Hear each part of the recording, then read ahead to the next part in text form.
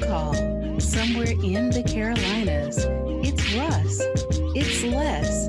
It's the Man Space Podcast. Take it away, fellas. Thank you, voice girl, and welcome once again to the Man Space Podcast. Now, this is a special edition of the Man Space Podcast. It is episode 100 of the Man Space Podcast. And with me for about 98 of those episodes is the one and only Big Les. What up?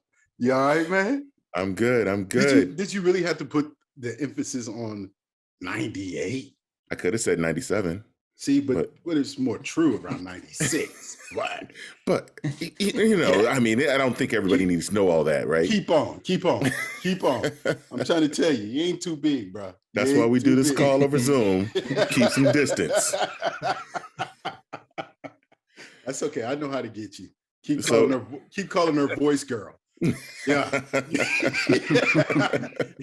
Keep calling her voice girl. Yeah, I got something for you, dog.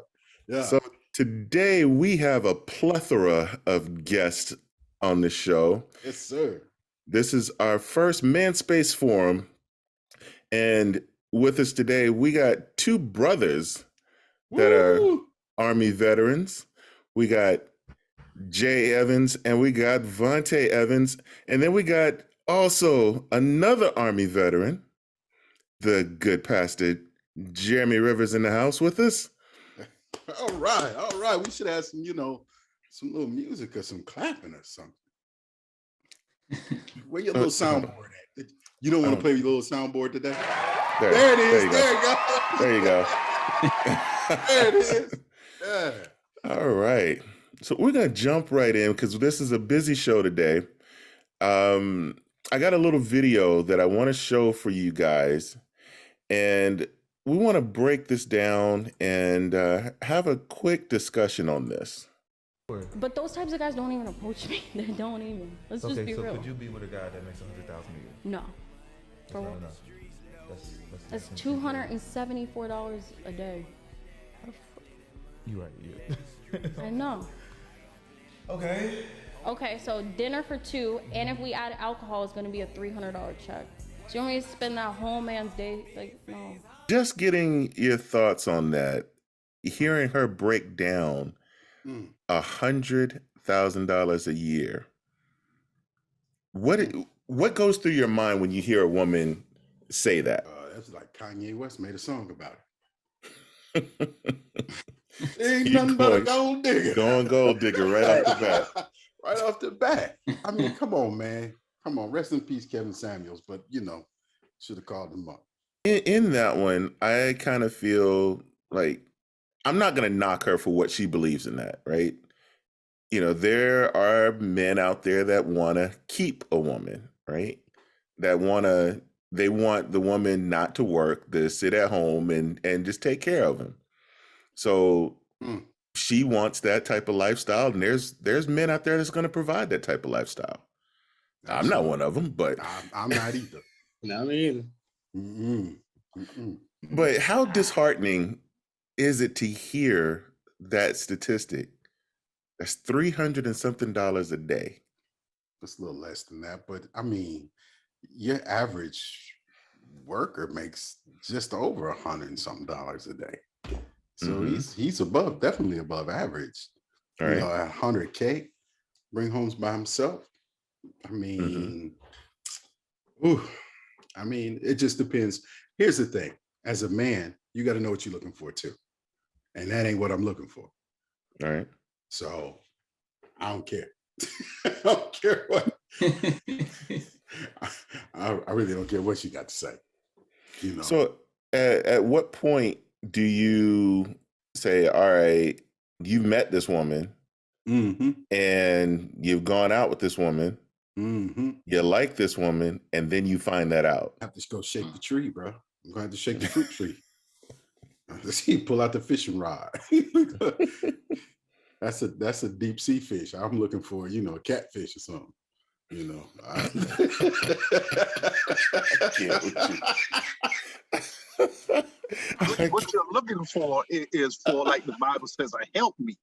helpmate. That's right. Somebody who will come together and work with you together to attain that kind of goal. Yeah. Yes.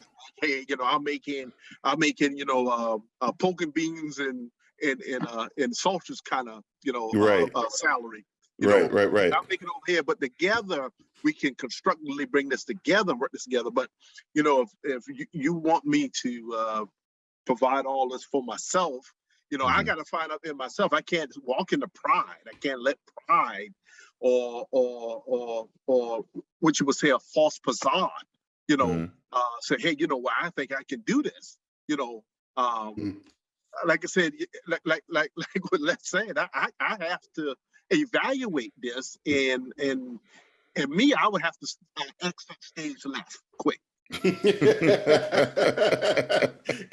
Hey, I'm gonna tell you. I mean, but let's hear from the younger bros. I'm an old head, and I ain't trying to go. Nah, man, nah. I mean, me personally, I think it has to do a lot with my generation, the younger generation, right? What you hear, being advertised on like the rap songs, the R&B songs, all that stuff like that. And so that's what they're teaching them. That's how the younger generation learn, in a sense. But for me, it's like I'm a 50-50 type person. I know what I bring to the table. What can you bring to the table? A lot of females, they like to say they are the table. But okay, so what other than the table, or what consists of the table that you're bringing? Like, that's just me. I don't want to be the only person providing all the time or anything like that. I understand we have hard times and stuff like that, but still, that's what we balance out. It's 50-50. All right, cool. I got you. Go from there. If I have to make $100,000 a year just to be with you, I'm sorry, you're not the one. I'm just gonna slightly walk away, politely. I feel like if we gonna make this $100,000, let's do that together. Your money is your money still, yes, but that help is where you come into play. Yes, you have the looks and stuff like that. Can you cook? Can you clean? Do you know the responsibilities that come behind being a woman, not just being a girlfriend, but an actual woman? I feel like females that think like, okay, well, he doesn't make $100,000 a year, I can't deal with them. Small-minded, and I wouldn't even call it small-minded. I would say that they have some growing to do. Childish. That's a good point. I think for me, as a younger me, I remember when I set financial goals, right? And my goal was to get to, coming out of the military, you wanted to get to, you were just trying to get to 30,000 coming out the military. For real. Real. Right. And then it's like your next step was, okay, let me get to 50,000. All right, let me get to 75,000. All right, now let me get to 100,000. All right, now, what's next? But then it's like, when you look at that other person, like Jeremy was saying, the helpmate, I'm looking for that person that's going to help me take my 100,000 and let's make that 100,000, 200,000. Right. Now let's make that 200,000, 400,000. Right. What are we going to do to build upon that? Right. My aunt said to me a long time ago, if each of you have to bring something to the table if you're going to eat. What she's bringing to the table isn't good. You need to get up from that table. Simple as that. You're not going to eat because what she's got is not good. So you got to go. You got to go find somewhere else that you can sit down at the table and eat. So Call auntie. She needed a YouTube channel. Right. Right. So when you hear things like that, I think that a lot of us get into the false bravado. Like, like Jay was saying, the culture of what we see on TV, the music videos, the hip hop culture, where all the songs that you hear out there are about what they got on their wrist, what they got on their neck. You watch all these NBA players and all of them walking through, and they got, platinum in their mouth and all the latest gear and all the fashion trends. How much do you think that plays into the mental health issues of young men today trying to live that same image? How do you think that so many of us try to live that image of what we see on TV? Here's the thing is, that's why they got so much fugazi stuff anyway, so people can try to live that image already. Why do you think there's a big black market? Right. With fake Gucci and fake Louis and all of these different things and the fake chains and all of this stuff. Most of them cats running around with that stuff anyway. Yes. You know what I mean? Because here's the thing: you're not going to buy $1 million chain, and your advance was, well. Let me take that back. They might. Yeah, there's some out there that don't know the game. Yeah, I certainly wouldn't go buy $1 million chain and use my advance money to do such a thing. Yeah, there's plenty that don't know the game, and they will go out there and spend that money and think that they got to get everything real. I was listening to Pat McAfee, right? I don't know if everybody's familiar with Pat McAfee, but he was a Super Bowl kicker for the Indianapolis Colts. He has his own sports talk show and podcast, and just brilliant guy. But I was listening to his show, and he was saying when he got his first advance, right? He used to kick for West Virginia when he came out of college, and when he made it to the pros, all he wanted was a Cadillac Escalade on 26s, right? He spent his whole advance. He hadn't even got the money yet. He hadn't even got his signing bonus yet. But he went and got that car and had it on 26s and was about to get it repossessed because he hadn't even got his signing bonus yet. And he's like trying to tell them the money's coming, but he hadn't got it yet. I mean, a lot of us get into this mindset that we're going to spend it before we got it. Right? Yeah, but unfortunately, that's a lot of our culture already. You know what I mean? It's just something that hasn't been broken yet. There's so many generational curses that we have to address, and that being one, because it ties into something completely different, and on the spectrum. But I'm not going to get into that. But that is something that we have to break. It's crazy that we're talking about this, because I just had this conversation with another friend of mine today about what I would call transitional wealth. Okay. You know what I mean? And that's passing money along and getting together, us five getting together and buy 100 acres, 200 acres of land. And then we go split it 35 acres apiece. Right. You know what I mean? In 5 years, we sell off 10 of it, we split it, get the equity, and then break off our land. A lot of other cultures do that to this day and have been doing it for thousands of years. But these are conversations we need to have. With, and it just ties back to what we're talking about. Unfortunately, when you have these type of women and these type of things, and the youngsters not doing what they're supposed to do with their money, what I mean? Because there's no way, they should all, I've always said this, a professional athlete should have a financial advisor the day he signs, an attorney, right, a financial advisor, and a will. The day they sign for professional sports. You don't get nothing until you get your first game day check. You know what I'm saying? You don't buy nothing. Who was that that saved all of their money? Juju McSchuster. Juju Smith-Schuster. Yeah, that's the one. I said Mick Schuster. Wrong person. Person. But you know who I was talking about. Yes. That boy rode his bike all season, didn't he? The first year? Yes.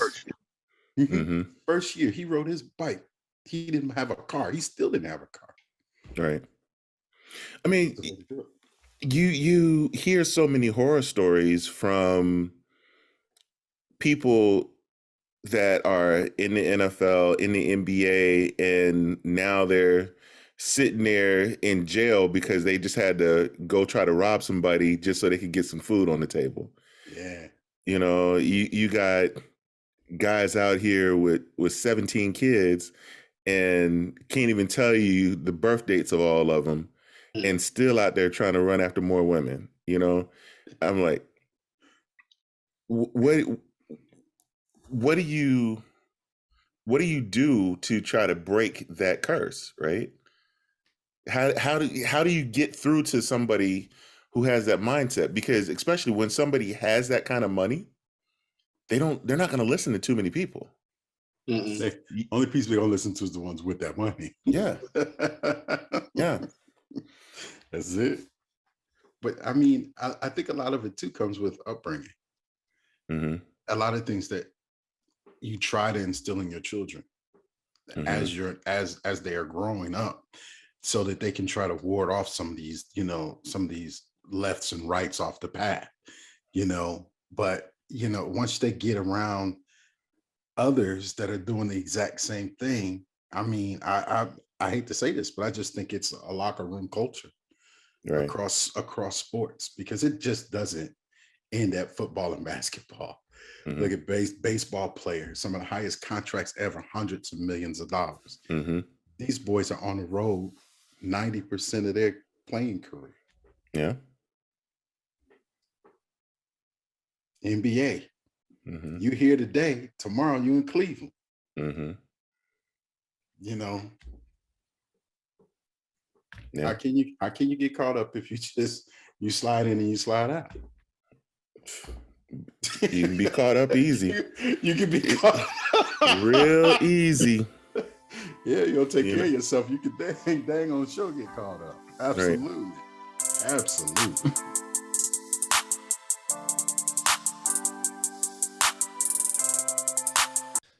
Russ, Les, hey, it's Zach from the DIY Wealth Podcast. Hey, little birdie told me that you guys are coming up here on your 100th episode. So credit where it's due. Congratulations to you guys. And to the people that are going to continue collaborating with you, like myself and others, and your growing audience members that are continuing to engage and enjoy your content, we're all looking forward to another 100. All right, guys, we'll talk soon.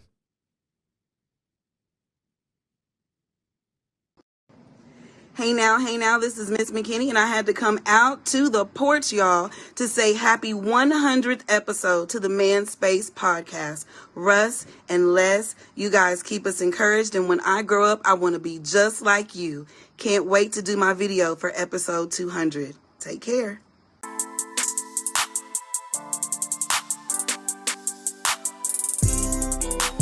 I saw a video, and I don't have it at the moment, but there was a man who was having to pay child support, and he went to jail for 5 years for not paying child support.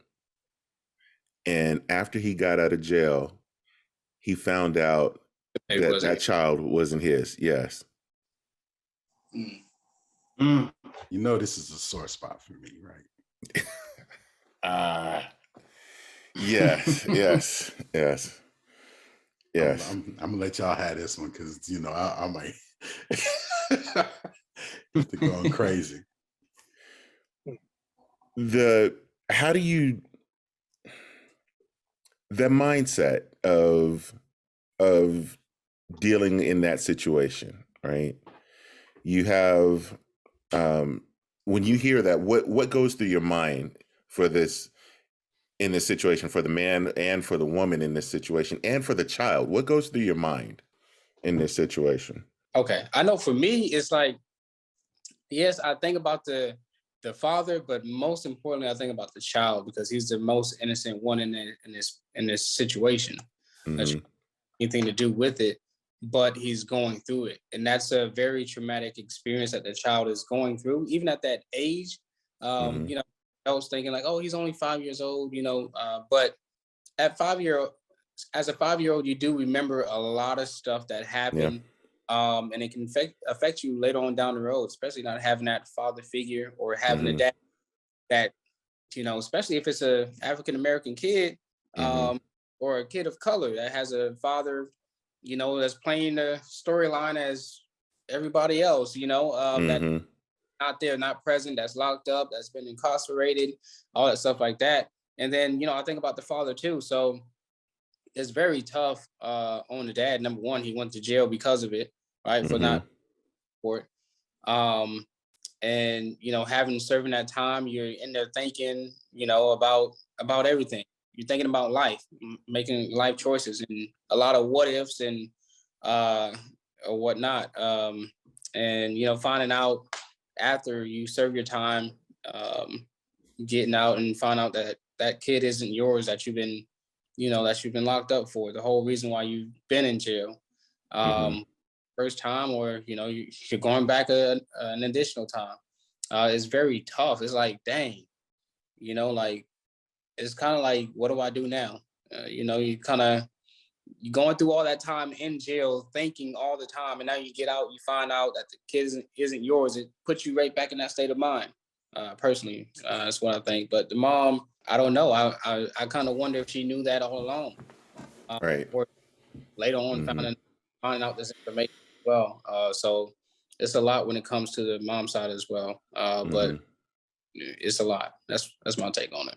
Well, she would have had to know, because she knows somebody else was plowing in that field. Right. So you may not have known as the band, but she knew somebody else was plowing in that field. And so, like I said, many other perspectives would take place. Is one, like I said, when he's maybe in prison, he's probably wondering, afterward, he's probably wondering, why did we have like a DNA test done, or whatever kind of test that was to prove that he was the biological father. But like I said, we're on parameters like maybe he did know that he wasn't the only one. You understand? But unfortunately, things like this happen. And it happens often. And like I said, in some ways, I hate to say, walk a mile in my shoe kind of analogy, but if you can put yourself in each person's perspective, the man, the lady, and the child, there's a lot of hurt. There's a lot of betrayal there. From, like I said, the father feels hurt and betrayed. I'm not so far maybe what the mother. Maybe she does feel a little bit hurt, because maybe she had the desire that she was hoping that this was the father, baby father. The child itself has to have being hurt and betrayed, because he maybe he or she as a child has had 5 years, let's say 5 years, of thinking that this is my father, and all of a sudden now I'm told one day in a conversation that this is not my father. Right. So, like I said, there's a lot of hurt and a lot of betrayal on all aspects of this. And so, what would you guys say? What would you guys say about that? Well, I said I was going to be quiet, but I'll speak up on this because I have some experience here. I raised a child for 18 years thinking she was mine. Actually, 23 years, and paid child support. And there was nothing I could do about it because I didn't check the gun. I signed the birth certificate. And legally, once you sign that birth certificate, it doesn't matter if you're the biological father or not. You sign the birth certificate. That means that you take the responsibility of that child. So that is right. So I had no legal recourse. I had nothing. Zero. My family, and nobody has real contact anymore. Because you would think that you will be with someone that long in your life, and they've been a constant in your life and done things that they would still be there. No. So I'll just say it is a very trying time very trying, and it took a lot to get by and get through that period. You know, it was a lot that went with that, but 23 years of raising, 18 years of paying child support, of course, you know, and I was married at the time. So that was coming out of the household for the family. Half of my, all of my bonuses and stock shares all went that way to be sold off and to given to her cash. You know what I mean? It caused a lot of, I think there's a challenge with having outside children anyway, right? But then having that situation added to that, you know, and it causes so much more. What I would tell any young man, and I hope every young man, if they're listening, and you have a young lady that is pregnant, regardless if you think you're the only person that has plowed that field, you still need to have it checked. Real simple. Do not go into this blindly. I don't care if she's the love of your life. Everybody has something, you know, they have the hots for something. I can't go there 100%, but listen, they breathe air just like you do. So they're human. Do you feel that it should be mandatory that there is a DNA test done? I mean, they do a blood test on the baby right away. They do a blood test on the mother to make sure the mother's healthy. Should there be a blood test done for the father and a DNA test at birth? I think out of wedlock, yes. I wouldn't force a married couple into doing anything. That's a couple. That's on them. If that happens in their relationship, they have a lot to work through. But as a single man and a single mother, absolutely. So this way, you align the child directly with their parent, regardless of the matter. So you take all of that off the board. You know, Mr. Jackson, you are the baby's daddy. Ain't no more Maury's and ain't none of that other stuff. Let's go ahead and get this done right at the hospital. The baby leave in 2 days. We get that blood test in 2 days. Come on in here, daddy. You know what I mean? This yours. Sign on this birth certificate. All the proof is right there in the pudding for you. You know, but I think it's just we're all men, you know, and I know that, you know, we are all probably promiscuous at some time. You know what I mean? And because it's just who we are. They're human too, right?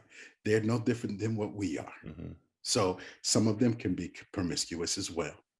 And hey, they didn't mean nothing by it. It's just their flesh needed something else.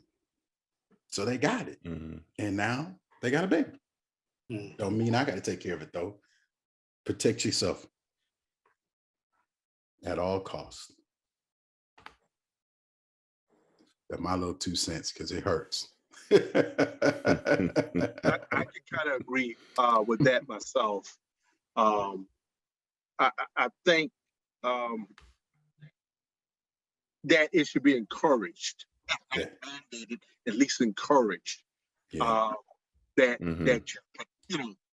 you should know, and that way you won't have any doubts 5 years from now, 7 years from now, 9 years from now. You know, you understand. So I think that's a wise thing that should be at least considered.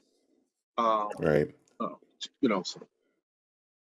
So you have a lot of people that will think that, okay, if I'm asking her to do a DNA test or something like that, that can cause an alienation of affection, right? Even when it comes down to, like we were talking about the athletes earlier, and they turn around and marry a woman, asking that woman to sign a prenup. You know, that alienation of affection right there, just because you asked that thing. So, do you think that will cause more of a rift if I have to ask, my girl to do this rather than it just be mandated across the board? Say, hey, it's the law, we got to do it. Yeah, see, I don't think the government should have anything to do with it. It should just be done. I mean, you see what the government's trying to do now, but that's a whole different show that we're not going to tackle. That's why I said what I say. I don't think they should have anything to do with it. I mean, at least from this standpoint, do you think that should be mandated? Well, I'm not going to say mandated. I think it should be up to free will. But here's the thing, though. Here's what pushes people away is how much it costs. It's extremely, I'm not going to say it's extremely expensive now as it was when I was going through it. It was extremely expensive. So back in the early 90s, late 80s, it was like $500-$600 then. You know what I mean? For the baby to get poked and then for them to match us up. But now it's still expensive, but it's pretty much cheap. I will say this: if it's the father of the child, then and they agree to it, I don't think they should be charged. But if it's not the daddy, let's go ahead and somebody gonna have to pay this fee. I like that. So I just took a look and yeah. So the average test is about $130 to $200 right now. Yeah. See. Yeah. But think about that now. These jokes, some of these jokers, according to that lady, that's a quarter of your check right there. For real. How's she gonna eat tomorrow? That's one thing. How's she gonna eat? Oh my God! Take her out to dinner. It's $200, man. Yo. You can't have drinks that night. Oh, you better go to Mr. C's, girl. Get you some chicken wings and call this thing a day.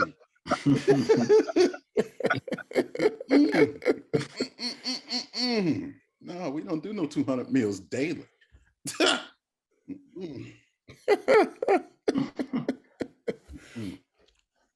But no, I was going to say, but go ahead, Les. there you go. You proved the point. It's $100 to $200, right? So I feel as if, what makes me feel good about it is that if it's my son's child, he says it's his child, right? They agree that it is his child. There should be no issue with going in, taking a blood test. Let's write this off. The hospital can write this blood test off because it was positive, and that is the correct father for the family. It's keeping the family together. Now, if it's not, somebody got to come up with that $200. Somebody getting the bill. Right. And I'd like to go back what Lester just said just then. I don't think that people should be offended. Females should be offended by having it done. But we in a day and age where, man, you sneeze hard and people seem to get offended. You understand? So, oh God, yeah. But you it should got that right. To validate and prove that, hey, this is yours. You've been the only one, and so I shouldn't have a problem with it. But like I said, people are who people are, and they may cause some type of maybe disconnect, some type of issues, but all of that should be handled when the test come back. The test proves that that you are the father. Yeah, but it's protection for them too. Yes. This protection goes both ways, because that ain't my baby anyway. There ain't none of that walking out. That ain't my child. This is your child, my man. The other thing is that we need to stop. My wife and I just had this conversation about men get to walk away, right? And I felt very offended by it, because she says, well, I have the kids, we have children, we're in a relationship, and if things aren't going the right way, you get to leave. I don't get to leave. I get to stay with my kids. And she said, it's time for us as men to demand our children too. But I asked her, how can you do that? Whew. How do we have a cohesive unit? How do we have this family unit? And then now we're breaking this family unit up. You want to do your thing, I want to do my thing. We're going to stay in the house because that's the only way I'm going to get to keep my kids too. Right? Because I get to leave according to her. I get to go on and do what I want to do, but the kids are right there. But that's a lot of where some of the damage comes into, because we do leave the kids and then they get to see what their mother goes through. Never see the struggles of the father because he goes and gets himself together, or he goes and works really hard, gets his life in some sort of, then he comes back, but now there's resentment, from the kids because you left me.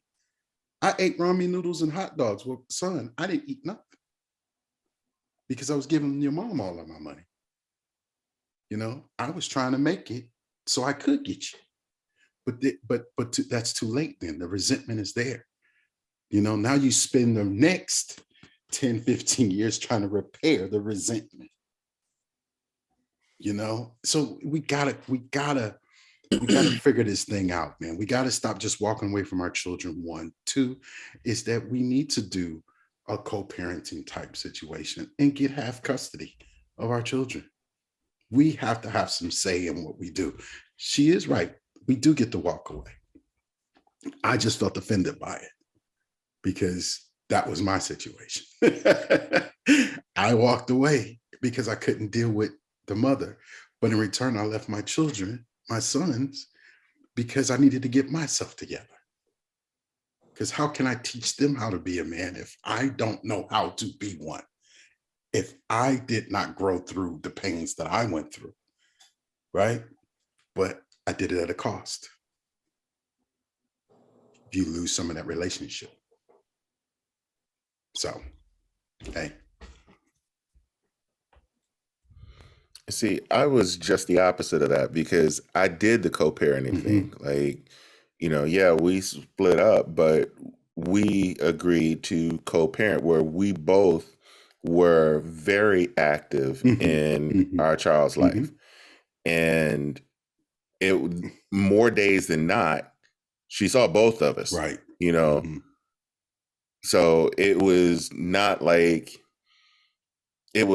that, okay, you're here, then you're there. And, daddy said this and the mommy says that. No, we still co-parented. We still talked, more days than we didn't because we were talking about our child and trying to do what was best for the child. Yeah.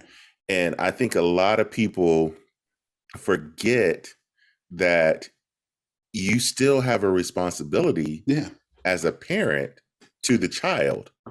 It's not about what Jimmy Joe did, and why he cheated on her or why she did this or that and the other. That's adult stuff, right? That's stuff over in the corner. Y'all can deal with that on the side, but you still got this child in the middle that you still got to take care of. And both of you need to be man and woman enough to deal with that first, right? Yeah, I agree with that.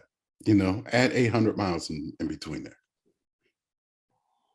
Yeah, see, and that was my thing that with my daughter, we pretty much agreed that neither one of us was going anywhere. Like we stayed in the same city, and for the good portion, we were probably like 15 minutes apart from each other for the bulk of her life. Until she went off to college, it wasn't until I up and left, and went elsewhere. But it was because we were both staying very active within her life. Yeah, no, I get it. Not making excuses or anything. Just, I understand that. And there's different strokes for different folks. Everybody does something a little bit different. You know what I mean? But the key is learning from everything you do so you can help young bucks make the right decisions as well. Because you have both ends of the spectrum right here, with you and I, Yeah, absolutely. So And Absolutely. I can tell you from my end of the spectrum, and Russ, you can tell from your end of the spectrum. You know what I mean? But it still doesn't change who we are as men, right? Because a lot of times these things make you who you are. Our trials and tribulations absolutely makes you who you are. You know what I mean? So you have to go through things. That's how my whole thing in life is if I don't get something from it, if I don't learn something from it, then that was a waste of my time. Right? Yeah. Well, like Jeremy mentioned earlier about you got to be able to walk in my shoes. That's right. Right. Absolutely.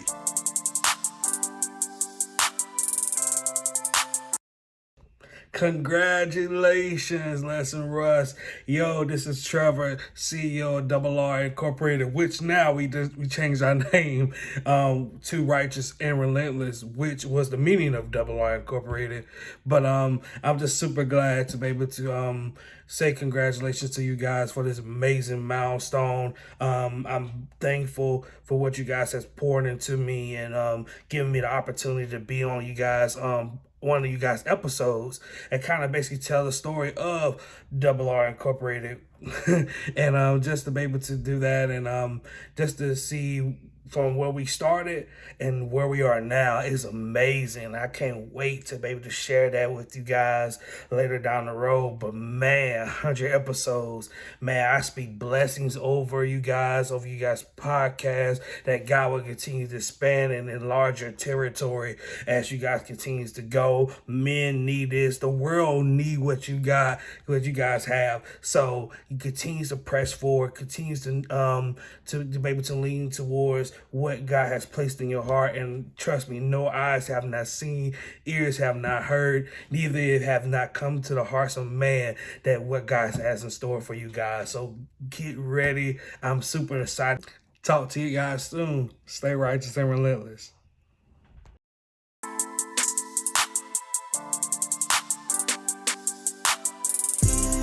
So with all of that, we're coming down to the end of May, and man, this year is flying by, but May is Mental Health Awareness Month. And since this is a men's show, we want to focus on it from the men's point of view. Now, in 2020, the National Institute of Mental Health Awareness said that 1 in 5 Americans suffered from some sort of mental health issue. That was about 52.9 million adults 18 years of older. Now, out of that, about 15.8% of those were men that actually are diagnosed with some sort of mental health issue. And we see so many things that are happening day in and day out. We just saw the incident in Buffalo. We just saw the incident in California. We just saw the incident down in Texas. Do you feel that 15.8 is actually lower? I mean, too low of a number? Do you think it is actually higher? And why isn't that number actually higher? Well, I can tell you that I do think that number is higher, but we as men, growing up as a child or whatever the case may be, shut up, don't cry, give you something to cry for, be quiet, all this stuff. So we're told and we're taught at a young age to keep our emotions inside, because we're young men growing up to be an adult. We tend to have a lot of that emotion bottled up inside of us. And then when it comes out, it comes out. So even with just crying, all right. So at the same time, it's all right for a man to cry. A lot of people don't think that, hey, I got to hold it in. I got to be tough.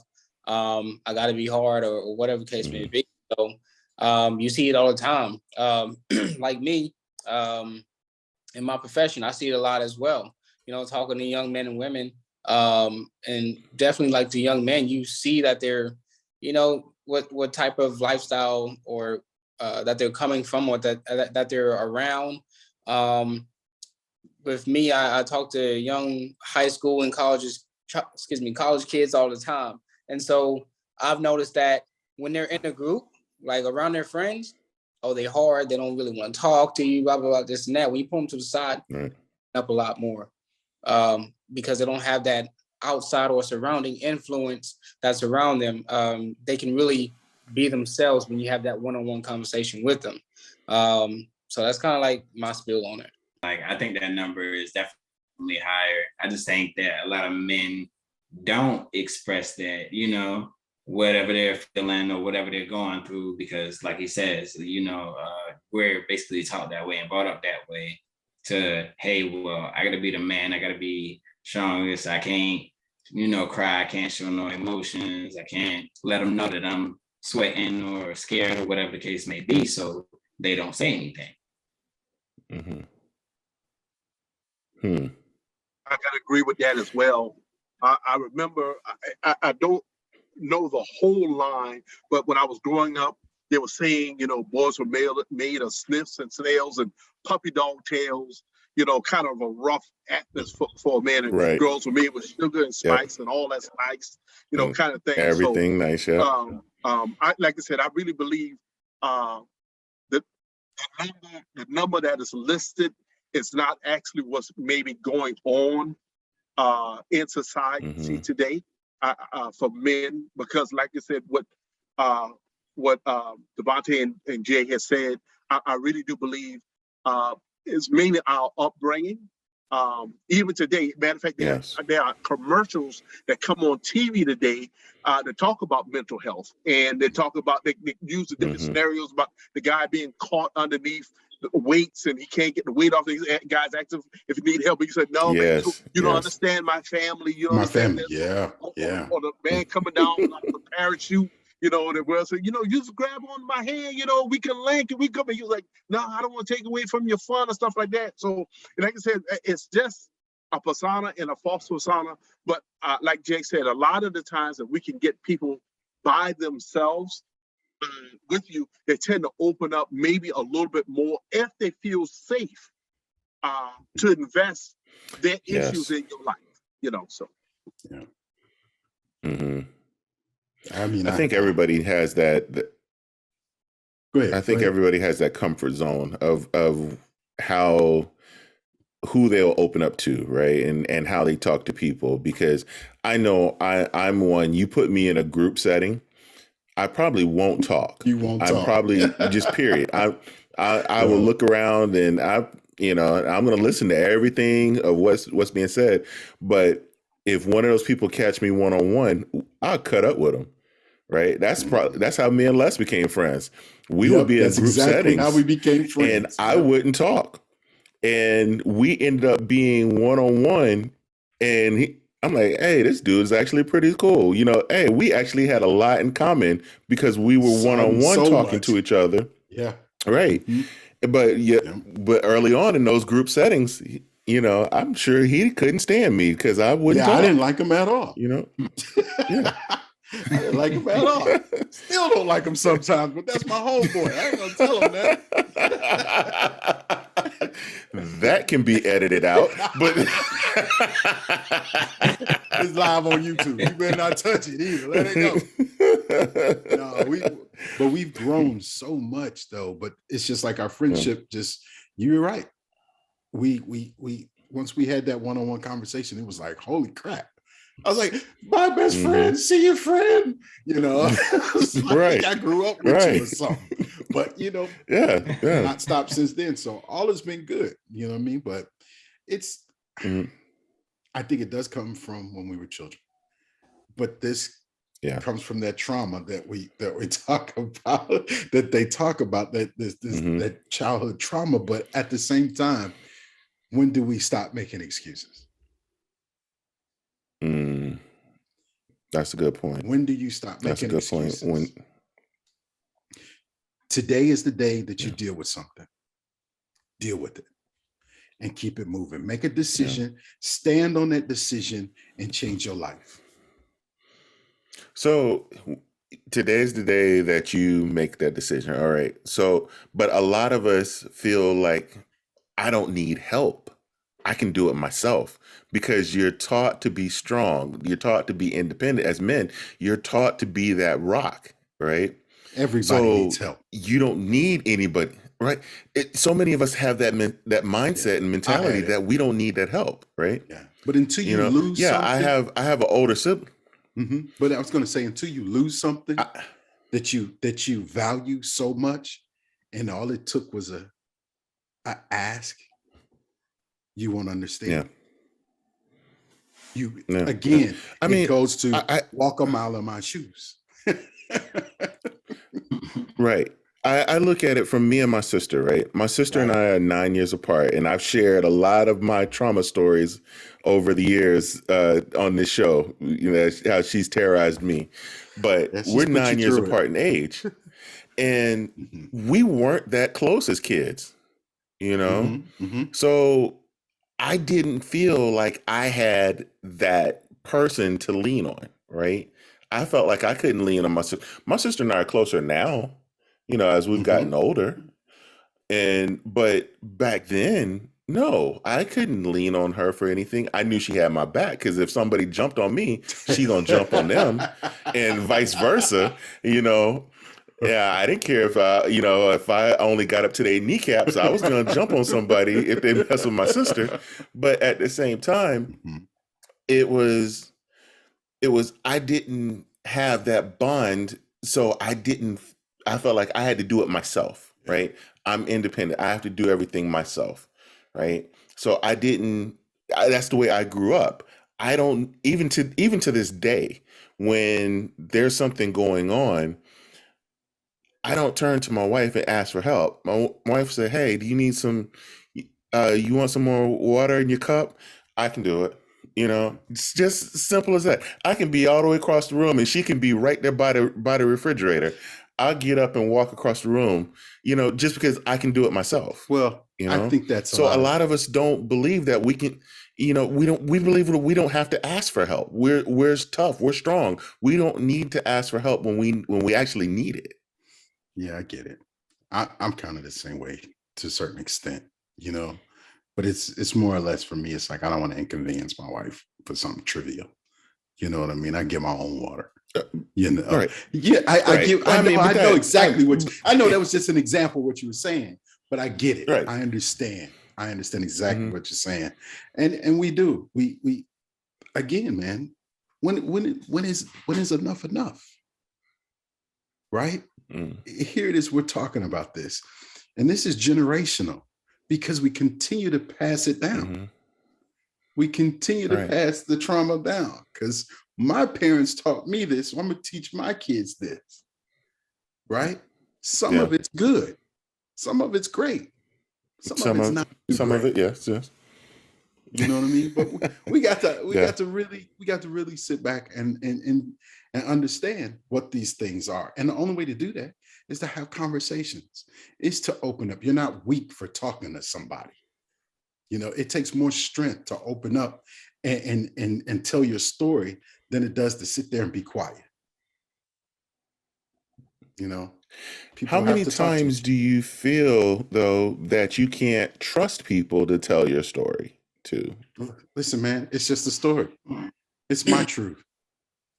I always tell things from my point of view. So I'm not trying to tell you I'm not trying to give you no filler or nothing else. It's my point of view. This is what I went through, and this is my story. Now you take the little pieces that you should take away from that fits your life, and do with it as you will. That's all you can do, man, is put it out there, bro. If a mug is hungry and there's some bread on the ground, you got one choice: eat the bread or don't, regardless if it's dirty or not. I'm gonna pass on the bread. I'm sorry. That's fine. But if you're hungry, I'm gonna tear it up. That's why I got a problem now. I'm a little bit of a germaphobe. I'm gonna pass on that. Hey, trust me. Now, we all been in the military, right? Everybody here has been in the military. Yes. Right? So has anybody been through survival training? Okay. Yes. So you done had to eat from the floor? What's wrong with you? You didn't? No. You didn't go through a good one. No. You was soft. They gave us 2 MREs and stuffed us out in the woods, and then came back and took your 2 MREs. Eat what we trained you to eat. This is what they used to tell us to say, God bless the dirt, and the dirt don't hurt. That's right. That's right. But that's why we didn't get sick with all of this, this stuff. You just walk into a room and somebody's like, oh, it hurts. I got because you're not playing in the dirt, bro. Go play in the dirt a little bit. Go get dirty. Walk around dirty for a few hours. That'll help. Help strengthen your immune system up a little bit. But so Jay was mentioning it earlier about it being okay, it being okay to cry and things like that. But, why is there that stigma that it's not? Because it makes you look weak. Right. Mm-hmm. Nobody wants to look weak. If I got to cry, bro, I'm going to take 50 showers. Yeah. A lot of cry.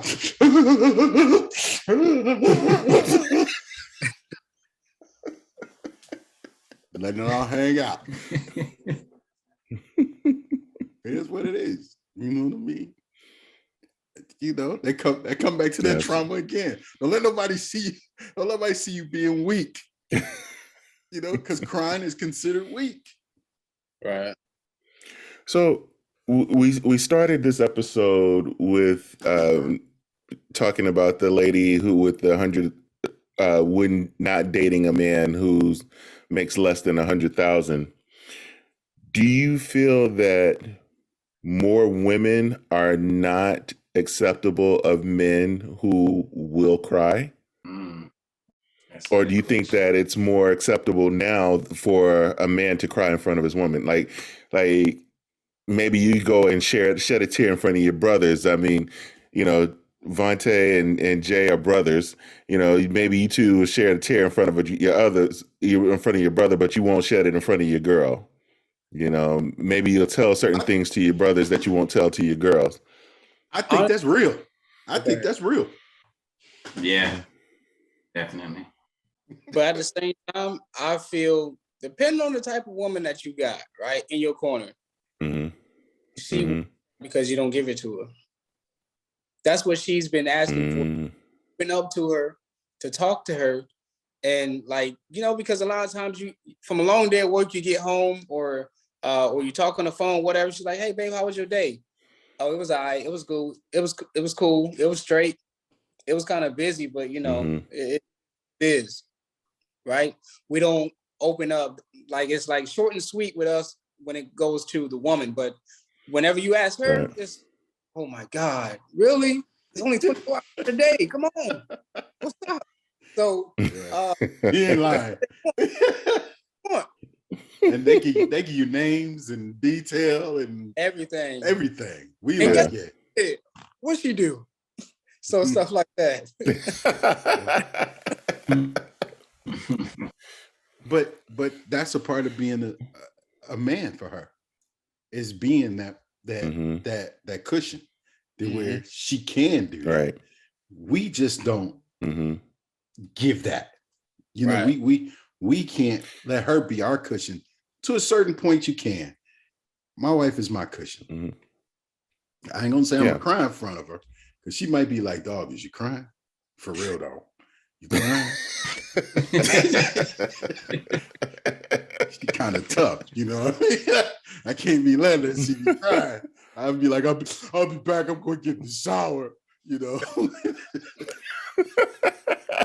I come back right for about 10, 15 minutes, and then I'm, we good after that. No.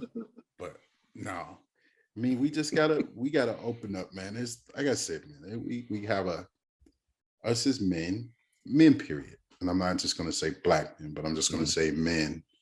We have some room for improvement, but we just gotta accept that we do and understand our weaknesses. And as black men, mental health is real. Absolutely. Well, men, we are coming down to the end of our show. Time kind of flew by on us. want to give you guys a chance each to kind of give your final thoughts on today. I feel that, with doing this podcast, I can like personally being involved in it and on it live, so I can really see like people, like some of my friends, some of my homeboys that would benefit from watching this. Because it's all things that we know, right? And so, but all we're doing is just bringing it to light and giving our spiel on it.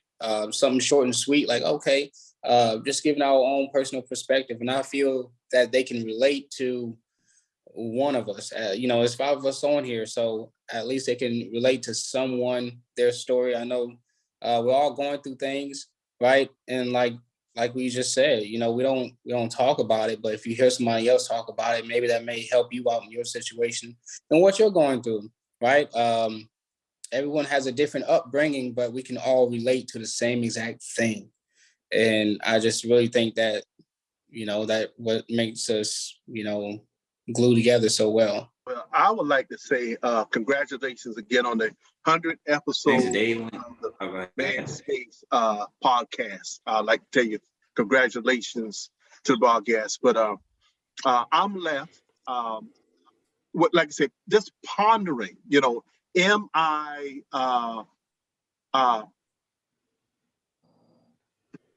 kind of open with my wife,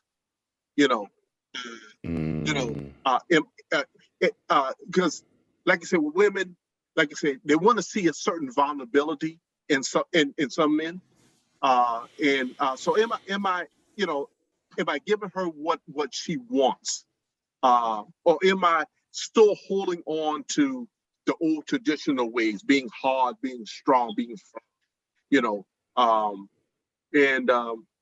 so there was a lot of things, lot of topics that were brought up today that this makes you want to sit back and think, should there be some type of mandate out there where men would have to take kind of a DNA test to determine whether if a child is his or not, just one of things like that.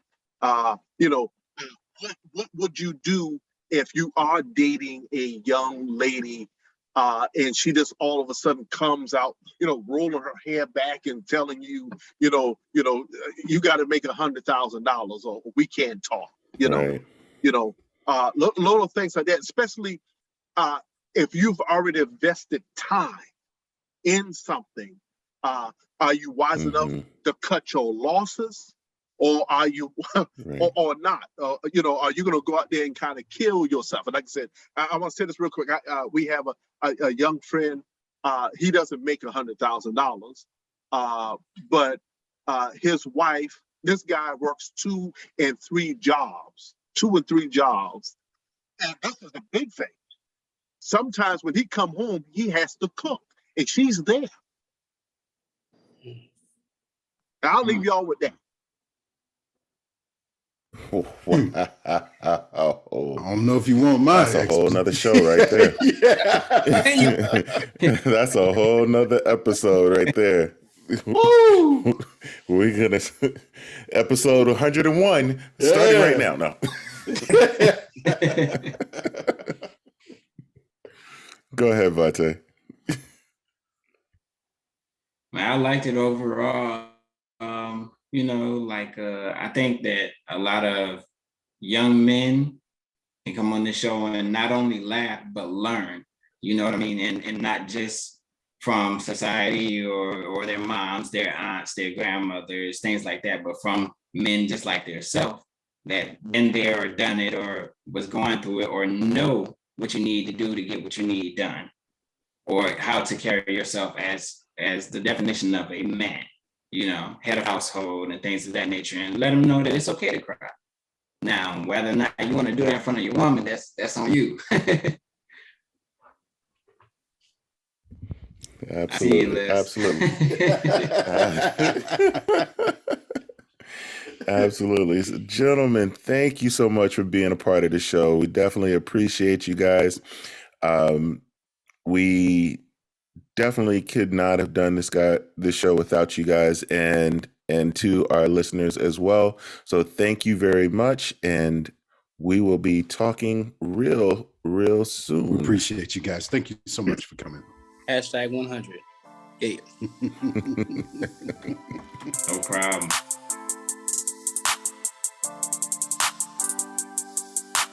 Live from a Zoom call somewhere in the Carolinas, it is the official voice girl, aka Mrs. Dr. Russ. And I just want to say to the Man Space podcast, congratulations on 100 episodes. I look forward to the next 100.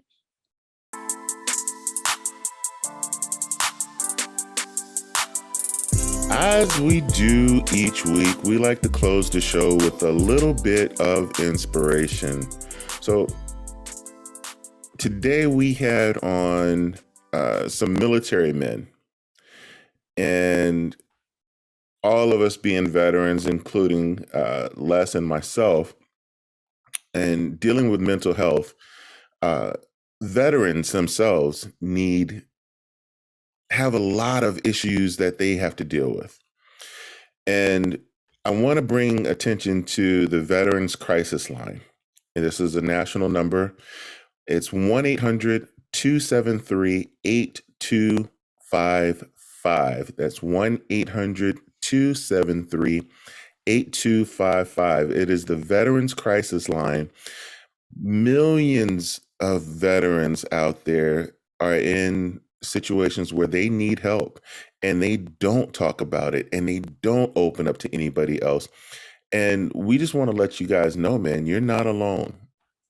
You're not alone, and reach out, and you can, and even if you know somebody who needs the help, you can try to reach out on their behalf and get them the help that they need. So on that note, Les. Yes, sir. We are out of here.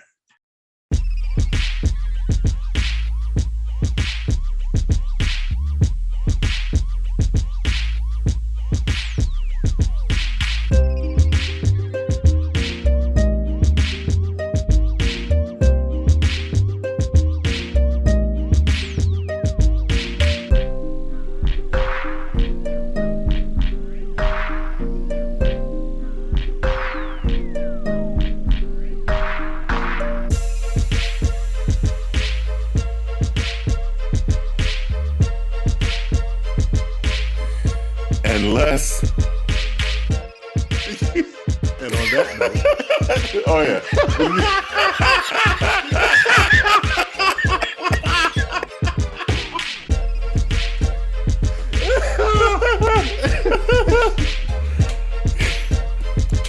Oh yeah, I forgot my line. Well, dang. And see.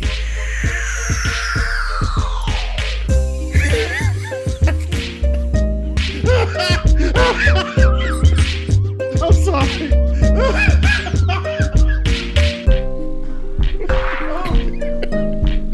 I got tears running out my eyes.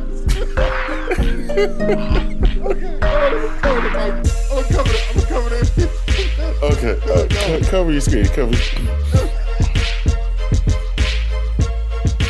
Take 26. And on that note, we out of here. You gotta come off the